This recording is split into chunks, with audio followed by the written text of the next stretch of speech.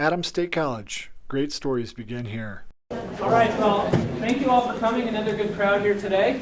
It's my pleasure to introduce a speaker who was not originally on our list of lunchtime talks, but we're glad she could make it nonetheless. Dr. Stephanie Bryant from the engineering school at CU Boulder. She was here a couple years ago and gave a talk about her research in tissue engineering, and she's doing that again today. So if you'd help me welcome her.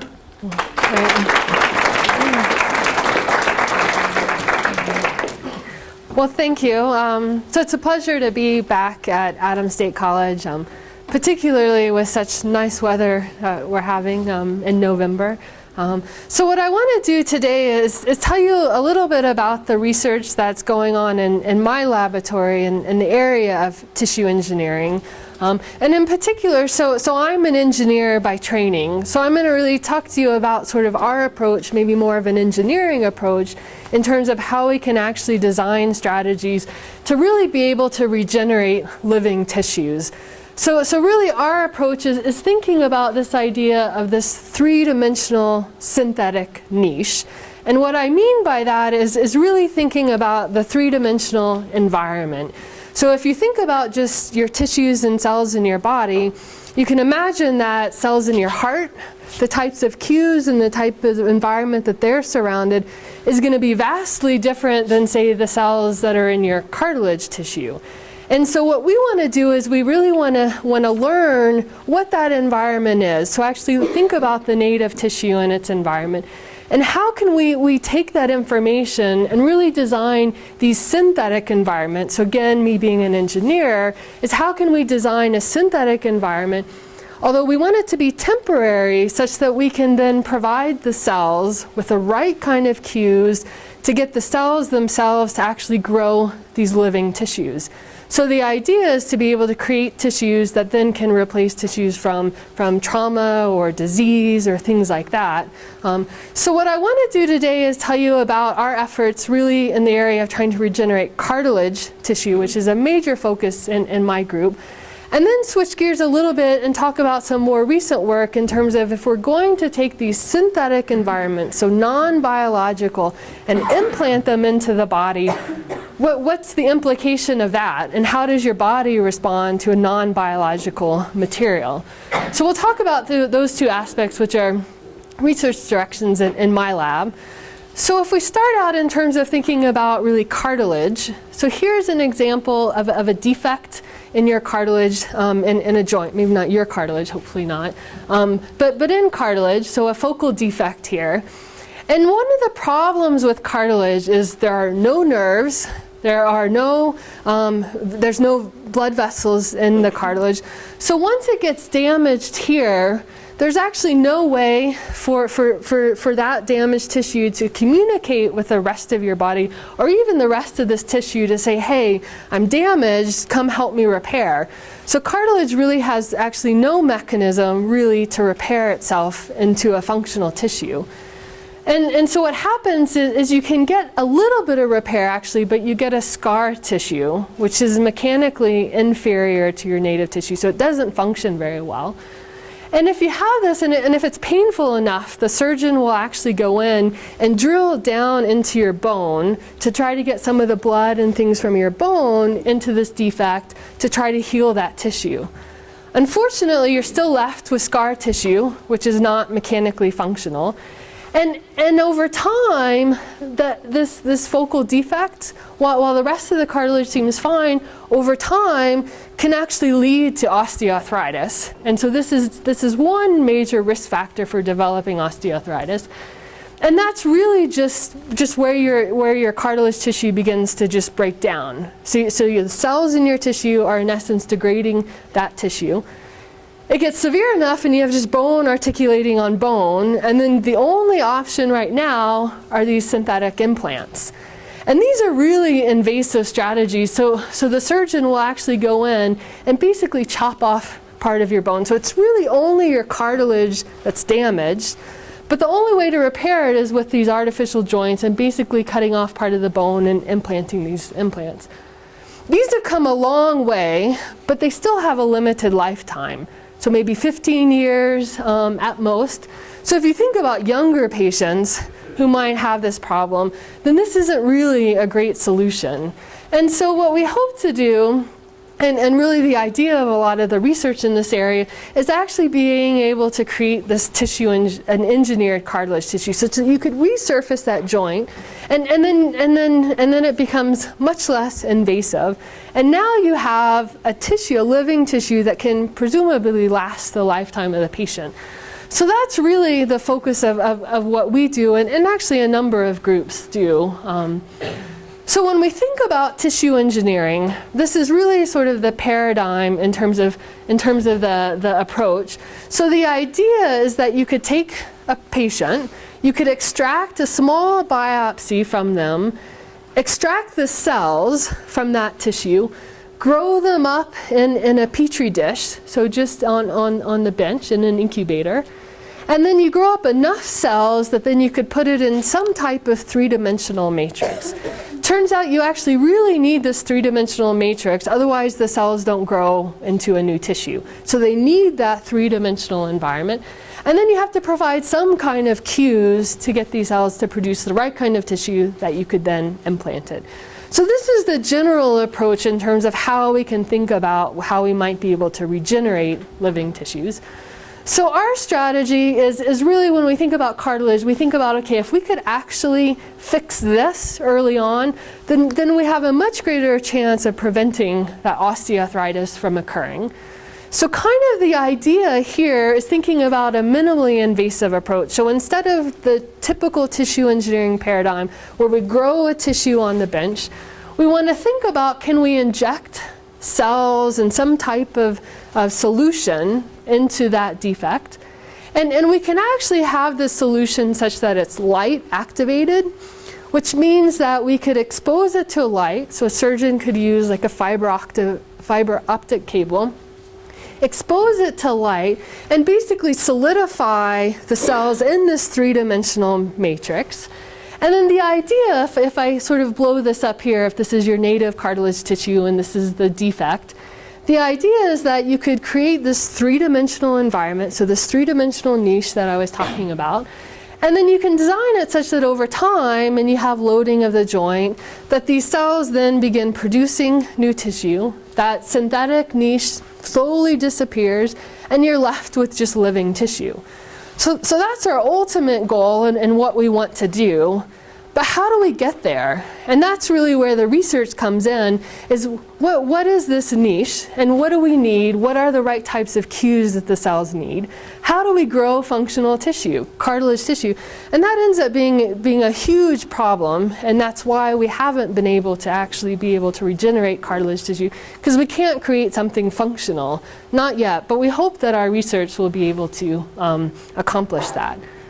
So if we think about this niche, so this is actually, I've taken a piece of cartilage, I've sliced it really thinly, and then I've stained it. And the idea is I just want to look at what's that environment here. So if you look here, so that black dot is actually the nucleus of the cell. And then you can see the cytoplasm, which is the white area, and so that whole round circle is the cell. And then it's surrounded by this matrix here. So there's a few things that are unique about cartilage, is you have individual cells. Turns out this is pretty sparsely populated with cells when you think about other tissues. So the cells are rounded, so that's one thing we'd like to recapitulate. The other thing is that the cells actually aren't in contact with one another. And that actually is part of the reason why cartilage does not repair itself, is because cells really can't communicate very well together. And then the other key component is this extracellular matrix, so this matrix all surrounding the cells. And it's really actually that matrix that gives the tissue its function, right? So as I stand here, this tissue has to be strong enough to support my weight.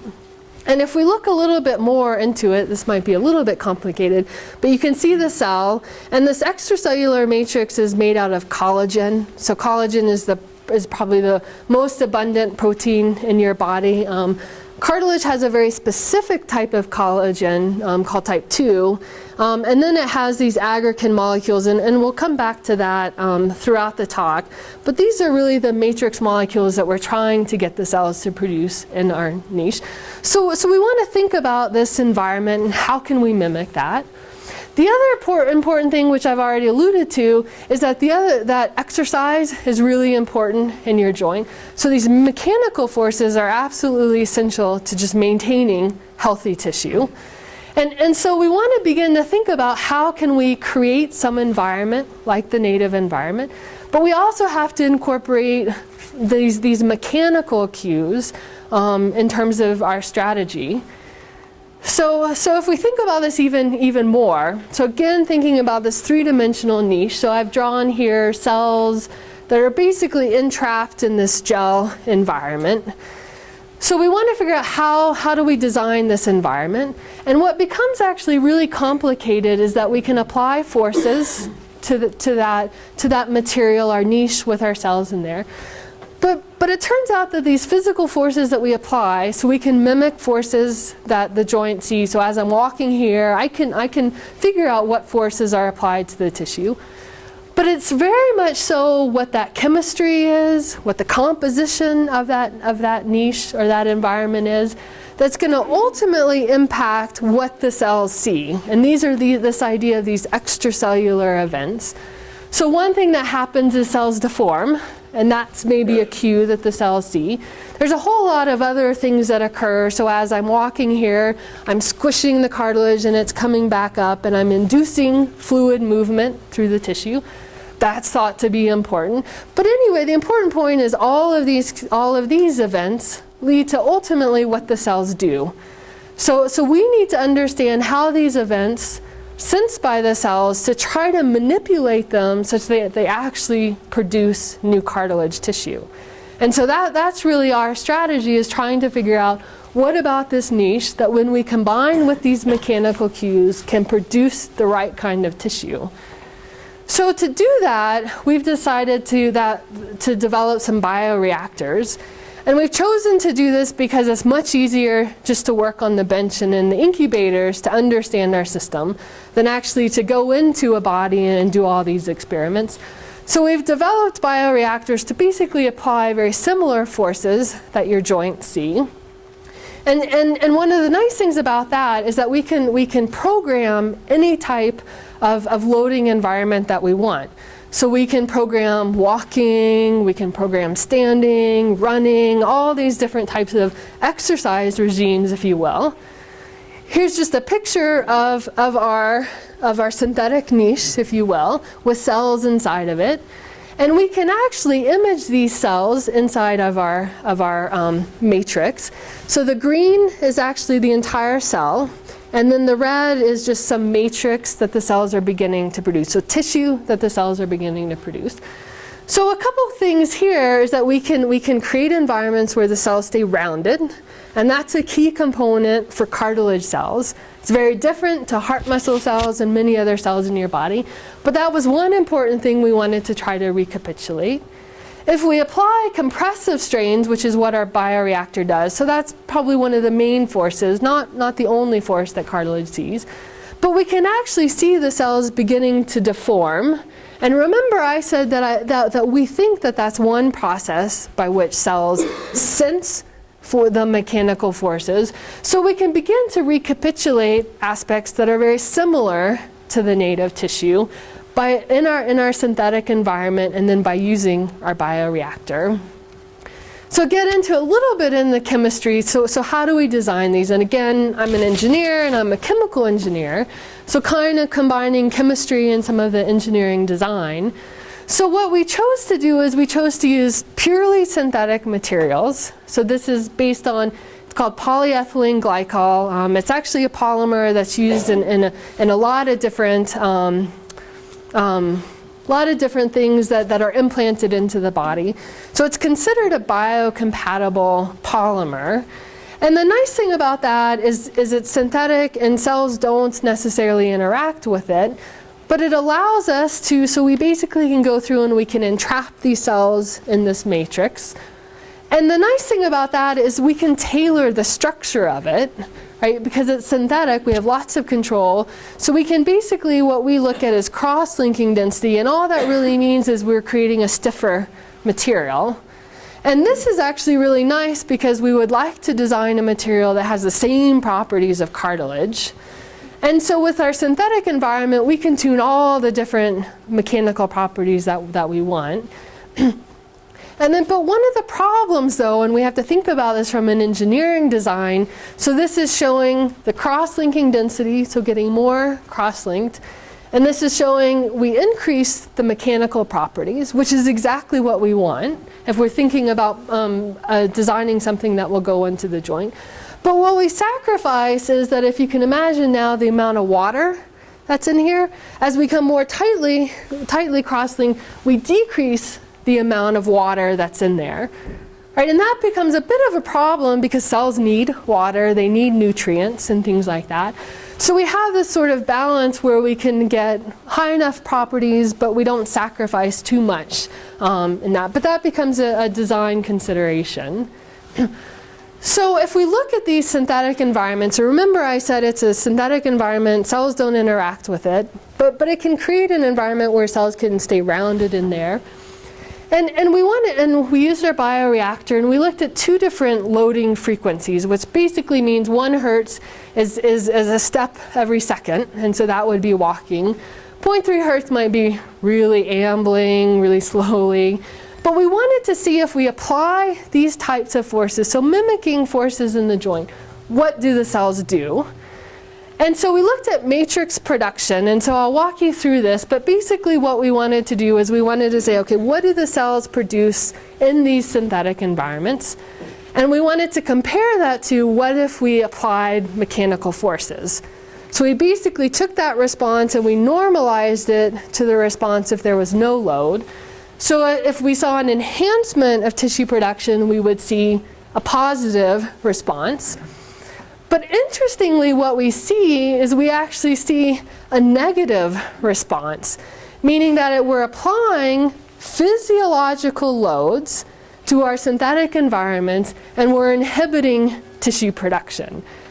This is really counterintuitive and not what we had hypothesized, because you can look at all the literature, and literature says, you've got to exercise your joint to maintain a healthy tissue. But in our system, we don't see that. But if we look a little bit more closely, so again, this is just bringing up our synthetic environment. If we look a little bit more closely, cells actually, although they're rounded, they actually interact very much with their matrix. And this is just a more complicated picture, but this is a cell surrounded by a lot of different matrix molecules.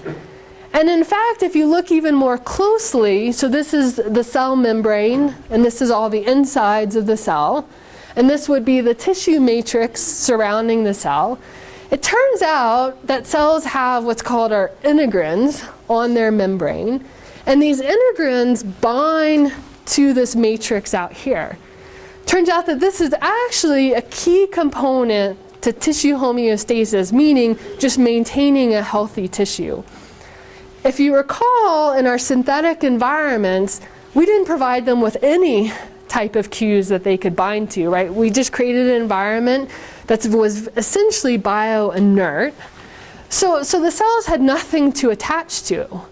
So we said, okay, now although we had physiological loading environment, which is supposed to enhance tissue production, maybe we need to think more about this niche surrounding the cells.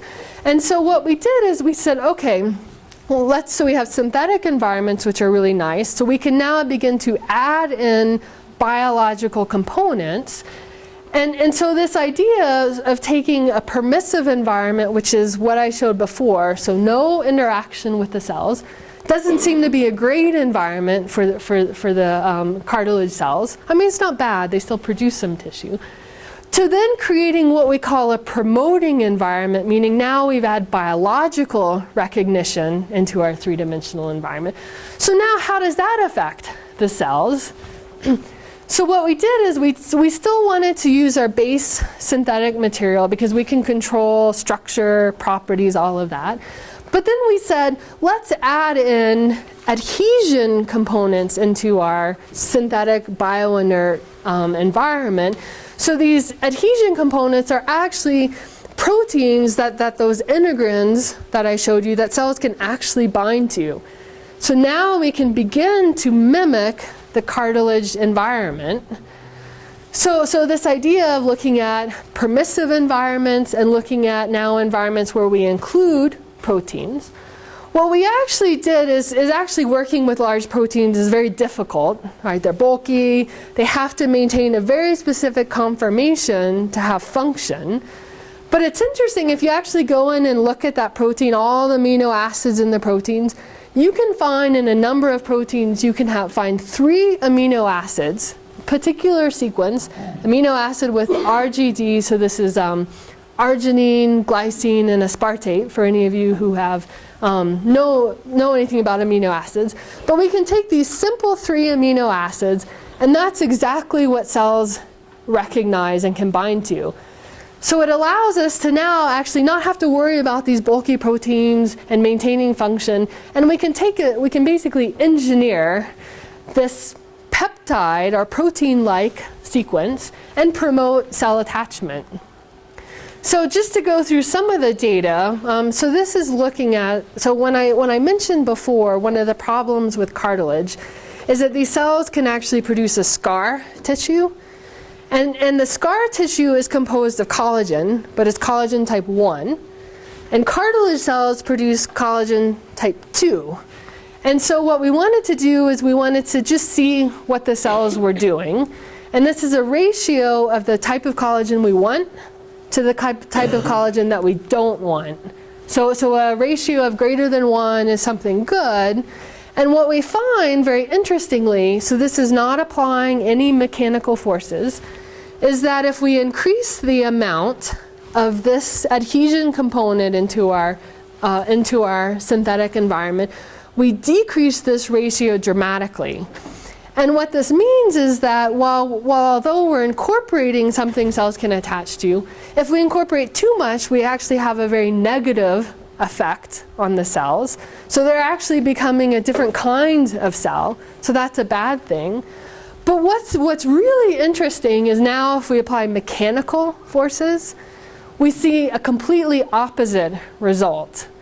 So now where this concentration was negative, if we apply forces, we now have a positive result. So this is now beginning to give us some insight into how mechanical forces are actually really important, but only when we have biological components in it. If we don't apply any forces, it has a negative effect. And that's actually, if you look at just literature, for your cartilage, if you don't do any exercise, then that actually can be bad. Astronauts that go up to space that don't have any loading on their tissue, that's actually really bad, and that can lead to degeneration.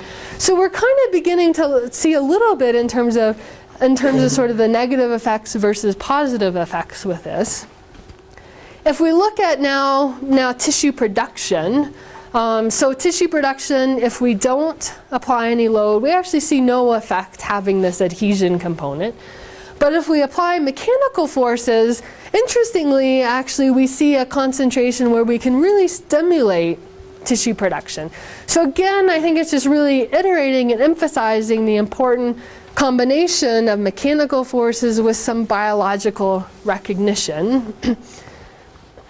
So that's one aspect that we've looked at, but we've actually delved a little bit more into this cartilage niche. And if you look at these molecules here, these are called aggrecan molecules. and so I've just blown it up a little bit more here. But what's particularly unique about this molecule, and it's very important to your tissue, is that it has these chondroitin sulfate chains. And you may have heard, so people take chondroitin sulfate supplements to try to help your joint. This is actually, so it's actually present in your joint. There's actually not any really good evidence of taking supplements that help your cartilage. But if you could actually maybe localize it to the joint, I think it might have a positive effect. But but we don't know. But anyway, this molecule here is highly negatively charged. And these negative charges are actually absolutely essential to your cartilage tissue. So you can imagine, right, as I'm standing here and forces are being pressed on my cartilage tissue, what's going to happen with these negative charges? They're going to want to repel, right? So as they get closer, they're not going to like each other, so they're going to repel each other. And that's actually what gives cartilage its unique properties of being able to withstand these large forces, because it has all these negative charges. So what we decided to do is we said, okay, we saw some reasonably good impact with adding cell attachment sites to our gel. Not great, but reasonable. But then we said, what if we incorporated charge into our hydrogels, or into our synthetic materials? How will that impact the cells? So again, we took the same approach here, where we still had our main building block of our synthetic material, and then incorporated this molecule chondroitin sulfate. And we actually modified it a little bit so it would stay attached in our system. But as I mentioned about these negative charges being really important to the properties, one of the nice things from an engineering perspective, so remember when I had this plot up earlier, and I said, we'd love to get really good mechanical properties of our hydrogels, but we sacrifice water content, right? So we see this relationship here. But if we add charge, we actually see an opposite effect. So this is switch. So here's the modulus and here's the water content. And this is actually increasing charge here. But now we can actually increase our mechanical properties because of this charge repulsion.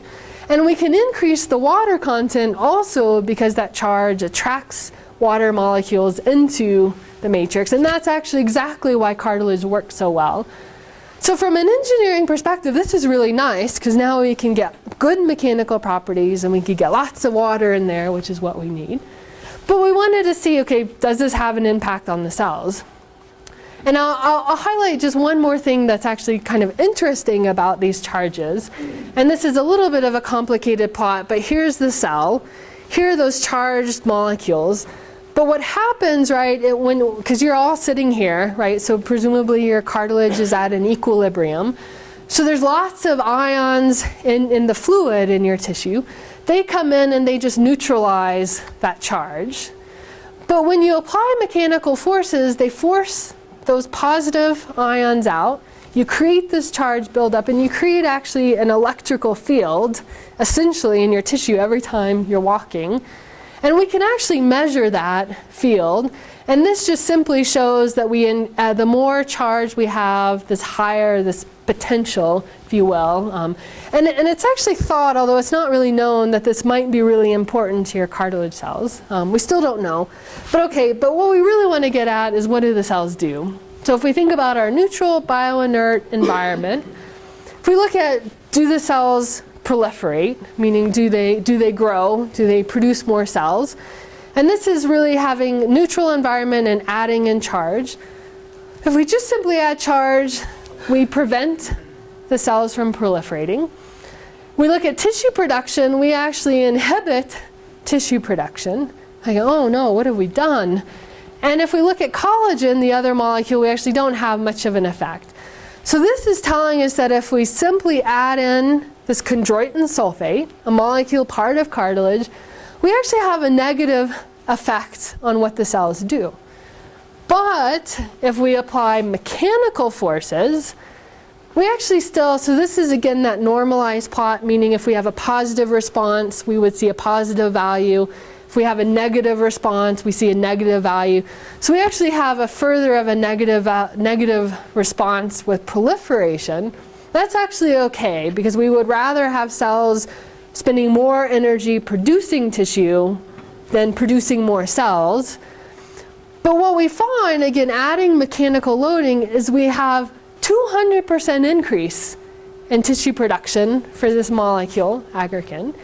If we look at collagen, for a particular charge, we get a 700% increase in collagen production. So now we're talking about, now we're creating these synthetic niches, if you will, that are now promoting, and we can actually design environments only when we have mechanical stimulation that can enhance tissue production here. Okay. So just briefly, I wanted to talk a little bit about, so we've talked about designing these niches, adding particular biological components to it. But we ultimately want them to degrade, right? Because we don't want any synthetic really to be left there. We want just a natural living tissue. So this is what we've really talked about, is creating these environments. But how do we get these environments to then basically erode away? So we're also looking at this. This actually becomes quite complicated because you have to be on the right time scale as what the cells are producing. So they're producing tissue, and then you want it to degrade at the same rate. And capturing that ends up being quite challenging. But we have some promising results. So here again are basically those slices of the tissue that I told you about. So this is looking at just native cartilage. So the green here is collagen type 2. The red here is aggrecan. So these are the two main proteins in cartilage that we want. But if we look at our niches that we've developed, so our non-degradable ones, which is basically what I've talked about so far, so they don't degrade at all. We produce these molecules, but they're right around the cell. So we're actually not really creating any type of really macroscopic tissue. But if we add degradation, now we're beginning to create a macroscopic tissue. So clearly this shows how important degradation is. And from an engineering perspective, we can control degradation rate very easily. So we can begin to, I think, do a much better job of creating a tissue and tailoring that. But just to give you a little bit more idea in terms of now loading and degradation, maybe you can't really see this very well, but these are that's the aggrecan that I showed you before. This link protein is just a building block of aggrecan. So we kind of wanted to see what the building blocks look like and what these main proteins are. This is just applying an intermittent loading regime, meaning that, I walk for maybe an hour, I rest for 2 hours, I walk for an hour, I rest for 2 hours. And this is sort of the type of tissue we can produce. Not great, but we're producing it. If it's degradable, we produce a lot more tissue here. But I thought what was interesting is my student that worked on this, he said, does it really make sense? Do we have a really regular pattern that we do every day? So do we get up and we walk for an hour and we sit for 2 hours and we walk for an hour? No, probably not. And he actually injured his cartilage tissue and went through physical therapy. So he said, well, what if we actually looked at more of a physical therapy regime, meaning we apply just a little bit of force at a time and grow that over and increase that over time. And in fact, and it might be a little bit hard to see, but in fact, we do see much better tissue production when we kind of take a different approach in terms of what type of loading that we have. Again, there's a lot of things we can play around with this, but I think in terms of creating an engineered tissue, I think we're learning a lot from that. So just to summarize for this part, so what I've shown is that we can create permissive environments, meaning cells don't interact with it. That's great for creating a 3D environment, for creating something mechanically strong. But it's really these promoting environments where we add biological components that are very similar to cartilage, that they're far superior, but only when we apply mechanical forces. So they're actually inhibitory if we don't apply mechanical forces. And that the degradation is going to be absolutely key to actually engineering a living tissue. So what I want to do, so this is a lot what we've done, and I think we're making a lot of progress towards this. And in fact, we just received a grant from our technology transfer office in the state of Colorado to actually create something clinically viable. So we're trying to move this forward into more of a commercial perspective and to try to create engineered cartilage that then surgeons could use to treat their patients. I wanted to just talk briefly about a couple more things that we're interested in as well. So we've talked all about tissue engineering cartilage. But what happens if that defect goes farther into the bone? So now you have a defect that spans the bone to the cartilage. Now we have a whole set of more complicated things that we have to think about in designing. So this is actually a picture of the cartilage tissue as it goes into the bone. And so again, we're engineers, and we think we have these really nice synthetic niches that I've talked about. But how can we begin to create, so not just create cartilage, but create something that goes from cartilage to bone? And I'll just briefly highlight, I think, some of the neat things that we're doing here. But we can take our same material that we had before. We can now make something that's very stiff. So we talked about how we can change mechanical properties. Make something very stiff here to mimic bone. Make something very soft, well, reasonably soft, to mimic cartilage. So we can create very unique structures where we have all of this control. We can incorporate different biological components in here. So here we were interested, again, going back to that chondroitin sulfate component of cartilage. Bone turns out to have lots of collagen type 1, and then we've incorporated that into our material. And what's particularly interesting about this now when we think about mechanical forces is that if we have a soft material here, hard material here, and we apply force, we're going to get a lot of, this part's going to squish a lot, and we're not going to see very much strain or squishiness there. And that's exactly how cartilage and bone works in your native body. So what we've done here is we said, okay, before we've talked about just cartilage cells and putting it in our matrix, now we're kind of taking a next step and saying, okay, what type of cells do we use? And we've actually taken human bone marrow. We've isolated out their stem cells. So you have stem cells all in your bone marrow. So this is adult stem cells. Put them in our material here, applied mechanical forces, and what we found is that this is our region that's the cartilage region. This is the region that's bone. It didn't used to be opaque. But bone has lots of mineral, right, mineralization in your bone. And we're actually creating environments where we're directing stem cell differentiation in our materials. And we've quantified this, I don't think you can see it, but this is calcium. So this is calcium content at day 0, and this is calcium content at day 21, I believe. But we're actually creating environments where we can create a bone-like tissue here and a cartilage-like tissue here to begin to think about how we can expand our treatments now to not just treat cartilage defects, but now to treat defects that go all the way into the bone. So really now kind of taking that next step and thinking about, using actually stem cells and the patient's own stem cells. So we think that we have potentially a very attractive therapy for cartilage regeneration.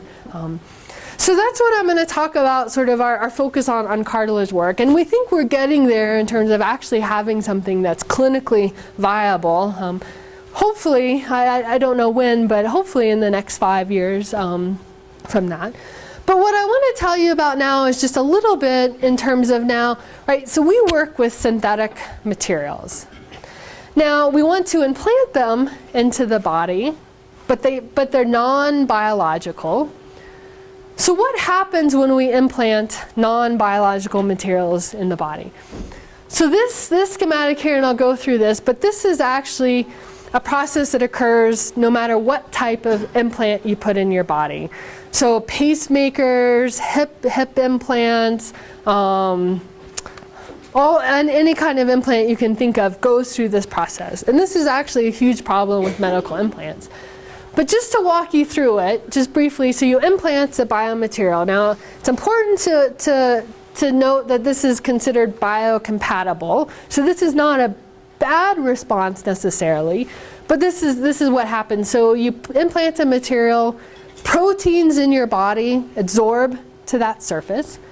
You have your inflammatory cells that come in and interrogate that implant.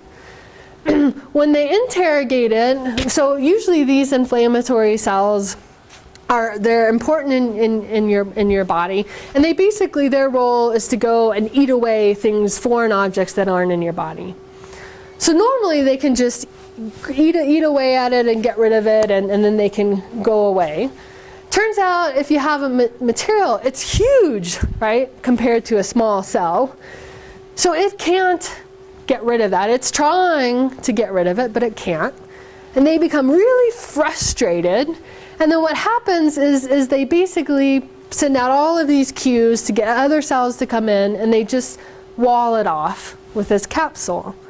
And that's the normal process that occurs when any type of non-biological material is implanted into the body. There are strategies to try to minimize this, and there's been some luck in terms of bone. But this actually ends up being a huge problem, and this is one reason why, so glucose sensors for patients who are diabetic, so those sensors have to sense the blood in order to register how much glucose is in the blood. This capsule that forms has basically walls it off and has no blood supply. So for those implants, they last for 3 weeks and then they don't last anymore. So this is a huge problem. Although medical devices work really well in the body, this becomes a complication factor and can lead to failure. But from a tissue engineering perspective, we can think about this process occurring if we're implanting a synthetic material. And so these are things that we wanted to explore. And just to kind of show you one example, and maybe this is kind of a little bit not pleasant, but this is just a fibrous capsule that's formed around a breast implant that's been implanted. But just to kind of give you an idea of what this capsule actually looks like, that's from the body. Okay, but what we did here, so we took our bioinert material that I've talked about before. We actually implanted it into a mice, and we wanted to compare it to medical grade silicone. And this is, again, just a common implant that elicits this reaction. This is our implant here, and this is the tissue forming around it. And it's hard to tell, you'll have to take my word for it, that there's a capsule that's forming around it. If we implant our bioinert material, we don't form this capsule at all, and this is after 4 weeks, and that's the time frame that this capsule should form. But what we see is this dense layer of cells, and these cells are those inflammatory cells. So now we've implanted a material which works nicely for tissue engineering, but we're creating a response that we really don't want. And if I go a little bit further here, and if we actually take these cells, we can isolate these cells, and we can culture them in a petri dish on the bench. And we can actually put them on our materials and look at how they respond. But if we look at inflammatory molecules, right, so interleukin-1 beta, it's just an inflammatory molecule that your body, that cells in your body produce. We see that with this system, it's highly inflammatory compared to silicone. If we look at another one, tumor necrosis factor alpha, it's probably not particularly important what it is, but again, it's an inflammatory molecule. Huge increases in that molecule. So this is just telling us when we implant a synthetic material, although this is synthetic as well, we actually see this really inflammatory reaction. And I won't go through this too much, but what we think is happening is that the cells, which I said that come and interrogate it, and get really frustrated. They produce all of these nasty molecules to try to degrade it. And in fact, we think they actually are degrading our implant. And as more of these polymers are being degraded away, that just creates this inflammatory response. And this just simply confirms that these cells our materials can degrade by the mechanisms that these cells are trying to do. But what I want to point out, and I just have a few more slides here, but is that thinking about how can we actually modulate what this reaction is. And if we go back here and we look at this process, what happens is we get actually non-specific protein absorption, meaning proteins absorb and then they basically unfold, and now they don't look like the native protein. And we think that non-native protein is actually a signal to those cells. And so what we thought is we said, okay, can we take our material and can we add, remember that short peptide sequence that cells attach to, can we add that short peptide sequence to our material? Remember that's a molecule, so even these inflammatory cells have those integrins that can attach to that peptide or small protein. If we do that, so this is our bioinert material, lots of inflammatory cells. If we just add a small amount of that peptide, we get rid of that. We still form this capsule, but we don't see that negative response. We can look at these inflammatory molecules that these cells produce. So this again is our bioinert material. Now this is incorporating that cell adhesion. So now we have specific specific proteins where cells can attach to, and we inhibit that inflammatory response. And we actually almost inhibit, for this particular molecule, more so than we do in the silicone. So I think this is just now beginning to think about if we want to implant, this is, if we want to take our cartilage approach and actually bring it into implanting materials, we need to begin to think about how are the host cells going to respond to this. But by simply just adding in a small peptide, we can dramatically affect that response. And so our approach is really, if this is our material with our cells encapsulated in it, these are the inflammatory cells, but kind of creating an environment, maybe some kind of coating, where we can differentially affect those cells. So this is an engineering approach that we're trying to take. We haven't done this yet, but just to kind of show you some pictures, but now we're sort of thinking about, can we now create basically a coating for our material now such that we can actually design these as our synthetic niche for growing a tissue, and create coatings on here to then interact with a host inflammatory cell, with the ultimate goal of not producing this, but basically circumventing that and just getting normal wound healing and integration. So we think we have to really combine these components of really thinking about how we design our synthetic niche for growing tissue, but how do we design it such that when we actually implant it, we can produce the right kind of tissue. So these are some of the things that are going on in my lab and the things that we're trying to do to actually be able to regenerate living tissues. So I've talked about a little bit about our work, or a lot about our work in cartilage, some of our recent efforts in bone. We're looking at tendon as well, and looking at strategies really such that we can enhance that integration of that engineered tissue. And we also have strategies in terms of looking at heart muscle. So kind of really spanning a number of tissues in the body, again, with sort of this ultimate goal of being able to create new tissues. So with that, I'd like to just end, and I didn't do very much of this on my own, or I didn't do any of it on my own, but this is my research group who did a lot of the work, and actually half of my group are undergraduates that help in the lab. We have a number of collaborators, and I'll just point out a few.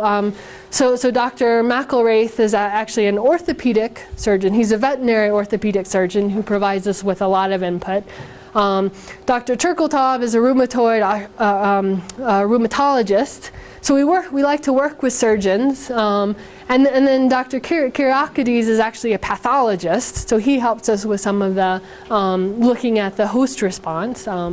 And then I want to thank all my funding sources. But before I finish, the last thing I wanted to highlight was, and I don't know if any of you know, so Amanda Gonzalez, who was a student here last year, came and worked in my lab for the summer, and she worked a lot on designing degradable systems. And here's just a picture of her and the poster of all of the work. But she's now at Colorado State University.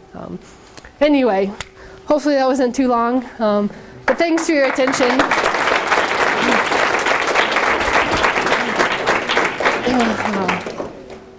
I'm happy to take any questions. Yes? I was wondering if you had thought of trying to use just stem cell secretions and incorporate that into the matrix to help improve the actual cell growth, like where it its own matrix and to make it so that you can reduce the degradation time or increase it. Yeah. Make it so that it degrades faster, will make the cells will grow their own matrix quicker. Yeah, so I think there's a lot of strategies that we could take, yeah, and certainly incorporating stem cells is something that we would like to do from that. But yeah, I think those are great suggestions. Yeah. So, I think on one of your slides you had a physical specimen sort of specifying the scale of the manufactured cartilage, half a millimeter by half a millimeter or something. How big are the typical defects in cartilage, and are there any problems associated with expanding the scale to fill the physical size? Yeah, so certainly, so we do about 5 millimeters, and so in human cartilage, I think the maximum is around 7 or 8 millimeters thick. But as we all get older, that wears away and gets smaller. So a lot of that you might be talking about just a couple millimeters. But certainly, I think we actually, it's fairly large from the thickness perspective, but it might actually be much wider. So there are certainly things we have to think about in terms of nutrient diffusion into our scaffolds. And so these are things that I think in terms of scaling up, we have to think about. And you can also think about the cells on the outside as nutrients are coming in, they're going to consume all the nutrients, and the cells on the inside won't get any nutrients. Maybe it's like the pizza there. And so certainly we have to think about ways when we scale it up to maybe larger constructs. So certainly, yeah. Yes. I was wondering, so you'll still have to go in surgically and implant, put the gel with the cells inside and then polymerize using the light. How does it adhere to the present cartilage that's already present? Yeah, so one of the nice things, and we've shown this actually just by on the bench by taking 2 cartilage pieces, but one of the nice things is we have a liquid solution. So when we inject it, it actually diffuses, penetrates into that cartilage, and then when we shine that light, it basically locks in within the tissue as well as on the outside. So we get actually really good adhesion and have some promise, I think, in terms of some integration from that. What wavelength of light are you using to induce polymization? Yeah, so we use, it's long wave UV light, so it's 365, but we can develop strategies for visible light. And visible light is nice because it can penetrate more through tissues than ultraviolet light can. But as long as you have to go in there and fill anyway, you're going to be right there at the source. Yep, yep. Yeah, I think the joint's a little bit hard to be able to try to shine light through multiple tissues. But for other things, for like ear or things like that, I think you could actually inject something and then shine a light, and it could penetrate through the skin. I think we have another class coming in, so thank you, speakers. All right, thank you. Adams State College. Great stories begin here.